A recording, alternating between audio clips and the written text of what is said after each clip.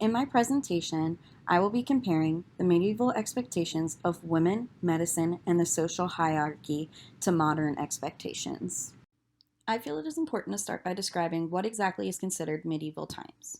Medieval times is classified by historians as the time period from around 400 CE to about 1400 1500 CE. The exact years change based on the source of information used, but all agree that this timeline was from the fall of the Roman Empire to the start of the Renaissance period. It was a time of many changes and introduction of different expectations of civilizations based on their locations geographically. Two of the biggest changes were expansion of territories and the expectation of what the hierarchy of society would look like. Along with these changes came crises, which included the plague, also known as Black Death, and even the Little Ice Age, which left a shortage of food and rations, leading to starvation and malnourishment. While this time period is vastly underestimated and underrepresented, in this presentation I will be comparing the expectations of different aspects of the people and institutions of this time period to modern times. The first topic I am going to compare is the women of medieval times. Unfortunately, it was expected that a woman would either marry or join a religious faction. They typically were married to a match made by their families and were expected to keep the house and home. This would include working if they were lower class, such as a serf, or in the case of the Mongols when the husband was away hunting or fighting. Otherwise, they would raise children and hope to have a son that would be able to care for them if anything were to happen to their husbands. Typically, they were only educated as children if their mothers were educated or if their brothers were to share the knowledge they acquired while away at school, and this was usually among the wealthy families. Since the invention of the printing press in China, it would be easier for women there to be educated since books were able to be mass produced. While women were dependent on their husbands, in many cultures the husband was able to have more than one partner. In Islamic cultures, men could have more than one wife, while in Asian culture, men could have concubines. What all these women had in common was the expectation that if something happened to their husband, they would rely on their sons or husband's family to help care for them. Occasionally, in certain societies, such as Islamic law, women were given their inheritance and would be able to support themselves if their husband were to pass. Most widows in many cultures were expected to not remarry, and in certain high caste Hindu cultures, it went so far as the widows throwing themselves on their husband's funeral pyre, known as sati. When it comes to modern times, there is a direct contrast between the women of medieval times. The first is women are educated from a young age. It is expected that education go beyond the basics from high school and advanced degrees are encouraged.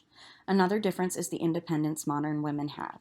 A woman is not expected to rely on family or a husband to guide them or the work that they will choose to do. The biggest change for women of modern times is that there is no expectations of marriage. Especially in recent years, there are more women living independently of men, and they have the choice if they want a child with a partner or even to raise a child independently as a single mother. A woman in today's world is much more respected, and while there are still some cultures that are not of the same mindset, it is a minority. There are many women who are willing to go to these countries to give those girls and women a chance to have independence, education, and even opportunities to rise above the medieval expectations. We are now a world of women who want to empower other women. The next comparison I'd like to talk about is medicinal beliefs of medieval times. While there had been experimentation with medicine well before this, people were exploring the use of herbs as both ingestion and for smelling, along with other medicinal methods such as bloodletting, and even experimented with surgeries. Those that were educated were considered physicians, and since they graduated from a university, they charged a large amount of money for treatment and usually had very little positive results because it was based on classical theory and not patient interaction. If someone did not have the money, they could not be treated by these specialized professionals. While there were some advancements, there was a lack of education and understanding of what caused diseases such as the plague. The plague was so misunderstood, it was thought to be spread by poison or corrupted air. None of the physicians of the time could conquer this disease, and so people turned to murder, especially of Jewish people, whom the people at the time believed responsible for spreading the disease. Since there was such a lack of understanding, medications, and even basic hygiene, death was inevitable when one came down with such a disease. In fact, the Black Death is believed to have killed more than 1.4 million people in its multiple visits to medieval past. In comparison to medieval times, we have a much better understanding of medical crises. Today, when someone is infected with the plague, it can be easily treated with an antibiotic. In fact, the knowledge of medication that comes from herbs and other compounds have created many cures to diseases that would easily kill someone of medieval times. We also have multiple places that one can be treated, and while there is still an expectation of payment, the treatment is usually worth the price. The education that one gets is advanced compared to the education of medieval times, and it's because of the scientists and medicinal exploration of the past that we are as advanced in our technologies as we are. Lastly, it is important to note that modern time does not exclude people from death. While we may not die of the simple diseases of the past, we are susceptible to disease that we still have no treatment or cure for. We are reminded of the fragility of humans, especially during COVID. This was a disease that we had no cure for, much like the plague of medieval times, and saw many deaths. It shows that no matter how advanced we are, we can always continue to learn and grow in our medicinal understandings. Another topic I feel important to talk about is social hierarchy. In this slide, I will focus on the Indian caste system and the European classes. First to discuss is the idea of the caste system in India. The system started before medieval times with four main varnas and would eventually be divided into subdivisions known as jati. These caste members were expected to have proper occupation based on what caste they were in, and the systems would determine their diets as well as who they could have social interaction with.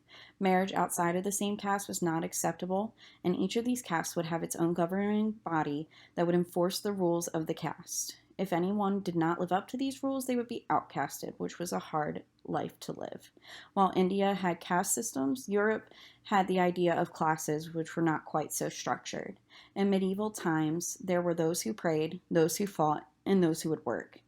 The ones who prayed were typically monks or nuns, and they were usually in monasteries. Those that fought were typically of the noble class, and while they were a small percentage, they had the most influences. They were expected to maintain the order and oversee the working class. Lastly was the majority of the population, which were those who worked. While it is lumped together, it varied from those who were very rich farmers to those who were free peasants, and those who were considered slaves.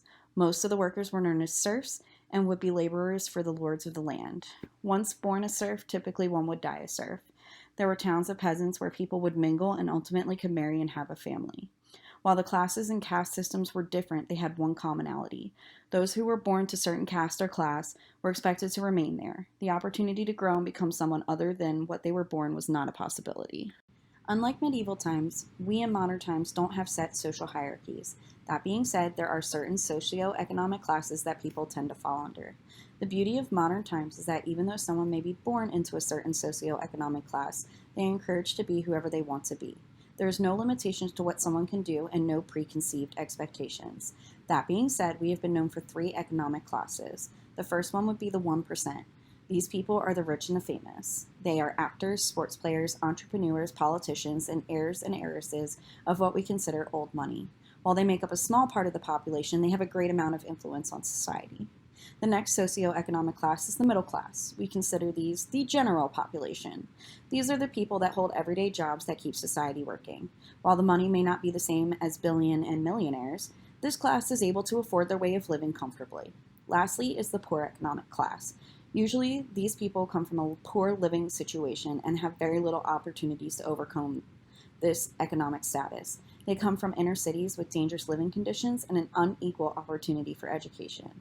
Even with everything against them, they are still able to overcome such a rough beginning. Unlike the caste system or medieval classes, no one is guaranteed to remain in what socioeconomic class they are born into. There are many that are born of the 1% who has lost everything, while those born in poor socioeconomic statuses have risen up to become millionaires. This is why we call America the land of the opportunity, and so many people travel and relocate here for what is known as the American dream. In conclusion, there are many changes that have occurred since medieval times. Women have seen liberation and independence. They were not allowed unless they had married or joined a religious faction. The advancements in medicine has allowed for us to stop death from common illnesses and diseases that were seen during medieval times. There has also been changes of social hierarchy that allows those who are born to certain socioeconomic class to overcome and evolve into whatever they want.